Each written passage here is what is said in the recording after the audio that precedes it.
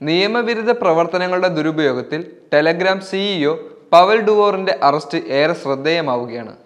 ഇന്ത്യയിൽ Telegram dark web light ആയി മാറിയിരിക്കുന്നു എന്നാണ് പുതിയ കണ്ടുപിടുത്തം. അഴിമതികൾ, അശ്ലീല സാഹിത്യം, മോഷ്ടിച്ച ഡേറ്റയുടെ വിൽപ്പന തുടങ്ങിയ ഭീകരവാദ പ്രചരണത്തിന്റെ ഒരു ഉപകരണം വരെയുള്ള നിരവധി നിയമങ്ങൾ അനുവദിക്കാത്ത ഏതൊരു പ്രവർത്തനത്തിനെയും ഇത് പ്രധാനമായും സഹായകമാണെന്നാണ് പറയപ്പെടുന്നത്. കൊൽക്കത്തയിലെ യുവ ഡോക്ടറുടെ ബലാത്സംഗ വീഡിയോകൾ എന്ന ലേബൽ ചെയ്യപ്പെട്ടവ വിതരണം ചെയ്യാൻ ടെലഗ്രാം ദുരുപയോഗം ചെയ്തതെങ്ങനെയാണെന്ന് മാധ്യമങ്ങൾ റിപ്പോർട്ട് ചെയ്തിരുന്നു.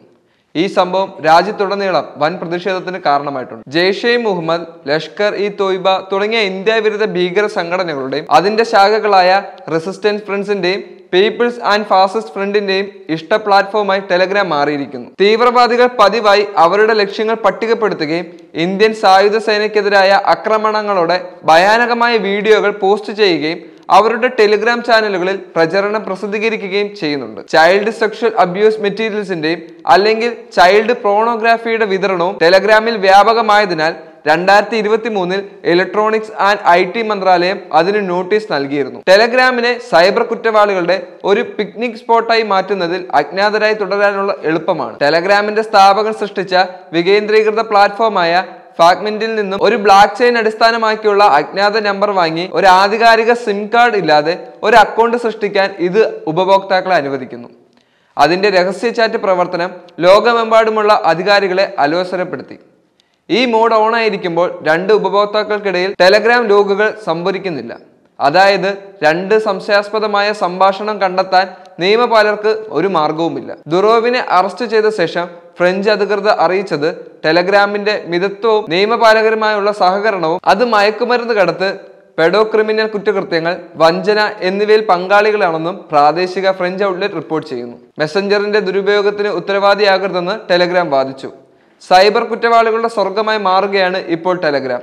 ടെലഗ്രാം എന്നത് സൈബർ കുറ്റവാളികൾക്കുള്ള ആശയവിനിമയത്തിന്റെ ഒരു മാർഗമാണ്. ഡിസ്ട്രിബ്യൂട്ട്സ് ഡിനയൽ ഓഫ് സർവീസ് ആക്രമണങ്ങളെ ഏകോപിപ്പിക്കാനും ഹാക്കിംഗ് ടൂളുകൾ പങ്കിടാനും മോഷ്ടിച്ച ഡേറ്റ വിൽക്കാനും ഹാക്കർമാർ ഇത് ഉപയോഗിക്കുന്നു. മാൽവെയർ പ്രോഗ്രാമുകളും ഫിഷിംഗ് കോഡുകളും പോലുള്ള ഹാക്കിംഗ് ശ്രമത്തിൽ ഉപയോഗിക്കുന്ന ടൂളുകൾ ടെലഗ്രാമിൽ വ്യാപകമായി പ്രചരിപ്പിക്കുകയും പങ്കിടുകയും ചെയ്യുന്നു. ഏതൊരു ഉപഭോക്താവിനും ആവശ്യാനുസരണം വിവരങ്ങളും ക്ഷുദ്ര കോഡുകളും നൽകുന്ന ടെലഗ്രാം ബോട്ടുകൾ ഇത്തരം പ്രവർത്തനങ്ങൾക്ക് കൂടുതൽ സഹായം നൽകുന്നു. ചൂതാട്ടം, ഫിഷിംഗ് ആക്രമണങ്ങൾ, മറ്റു തരത്തിലുള്ള വഞ്ചനകൾ എന്നിവ നടത്തുന്ന സാമ്പത്തിക തട്ടിപ്പുകാരുടെ ഒരു സങ്കേതം കൂടിയാണ് ഇപ്പോൾ ടെലഗ്രാം. ഇമെയിൽ അക്കൗണ്ടുകളിലൂടെ അനധികൃത ആക്സസ്, നെറ്റ്ഫ്ലിക്സ്, ആമസോൺ പ്രൈം എന്നിവ ഉൾപ്പെടെയുള്ള വിവിധ തരത്തിലുള്ള വെബ്സൈറ്റുകൾ, വിവിധ തരത്തിലുള്ള സൈബർ കുറ്റകൃത്യങ്ങൾ കൂടുതലായി ഉപയോഗിക്കുന്ന ബാങ്കുകളുടെയും ലോഗുകൾ എന്നിവ പോലെയുള്ളവ നിയമവിരുദ്ധമായ സേവനങ്ങൾ ടെലഗ്രാമിൽ ലഭിക്കുന്നു.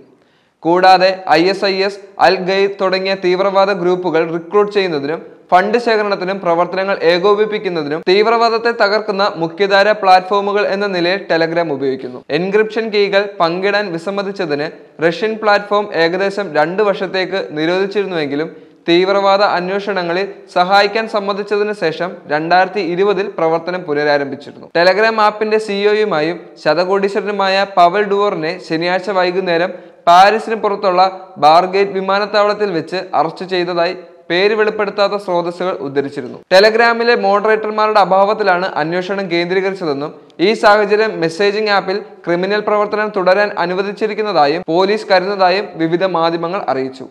അഭിപ്രായത്തിനുള്ള റോയിട്ടേഴ്സിന്റെ അഭ്യർത്ഥനയോട് ടെലഗ്രാം ഉടൻ പ്രതികരിച്ചിട്ടില്ല. ഫ്രഞ്ച് ആഭ്യന്തര മന്ത്രാലയവും പോലീസും ഇക്കാര്യത്തിൽ പ്രതികരിച്ചിട്ടില്ല.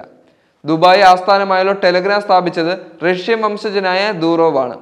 അദ്ദേഹം വിറ്റ തന്റെ VK സോഷ്യൽ മീഡിയ പ്ലാറ്റ്ഫോമിലെ പ്രതിപക്ഷ കമ്മ്യൂണിറ്റികൾ അടച്ചുപൂട്ടാനുള്ള ആവശ്യങ്ങൾ അനുസരിക്കാൻ വിസമ്മതിച്ചതിനെ തുടർന്നാണ് 2011 റഷ്യ വിട്ടത്. 15.5 ബില്യൺ ആസ്തിയുള്ളതായി ഫോബ്സ് കണക്കാക്കുന്ന ദൂറോവ് ചില സർക്കാരുകൾ തന്നെ സമ്മർദ്ദത്തിലാക്കാൻ ശ്രമിച്ചിട്ടുണ്ടെന്നും എന്നാൽ ഇപ്പോൾ 900 ദശലക്ഷം സജീവ ഉപഭോക്താക്കളുള്ള ആപ്പ് ഒരു നിഷ്പക്ഷ പ്ലാറ്റ്ഫോമായി തുടരണമെന്നും ഭൗമരാഷ്ട്രത്തിലെ കളിക്കാരൻ അല്ലെന്നും അദ്ദേഹം പറഞ്ഞു. ശനിയാഴ്ച വൈകുന്നേരമാണ് ടെലഗ്രാം ആപ്പിന്റെ സ്ഥാപകനും സിഇഒയുമായ പവൽ ദുവോർ അറസ്റ്റിലായത്. ബുർഗേറ്റ് എയർപോർട്ടിൽ വെച്ചാണ് അറസ്റ്റ് ഉണ്ടായത്. ഇതോടെ ഭയന്നുപോയ മറ്റൊരു സോഷ്യൽ മീഡിയ പ്ലാറ്റ്ഫോമായ റംബിളിന്റെ സിഇഒ ക്രിസ് പൗലോസ്കിയും ഏതാനും മണിക്കൂറിനുള്ളിൽ യൂറോപ്പ് വിട്ടിരുന്നു. റംബിൾ സിഇഒ ക്രിസ് പൗലോസ്കി യൂറോപ്പ് വിട്ടതായി പ്രമുഖ മാധ്യമങ്ങളിലൂടെ അറിയിച്ചിരുന്നു.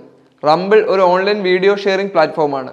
2013 ഇത് ആരംഭിച്ചത്. റംബിൾ ഗെയിമിൽ സംഗീതം, വാർത്തകൾ, പോഡ്കാസ്റ്റുകൾ തുടങ്ങിയ സേവനങ്ങളാണ് ഉപഭോക്താക്കൾക്ക് ലഭിക്കുക. ഞാൻ അല്പം വൈകി, പക്ഷേ ഇതാണ് ശരിയായ സമയം. ഞാൻ സുരക്ഷിതമായി യൂറോപ്പ് വിട്ടു.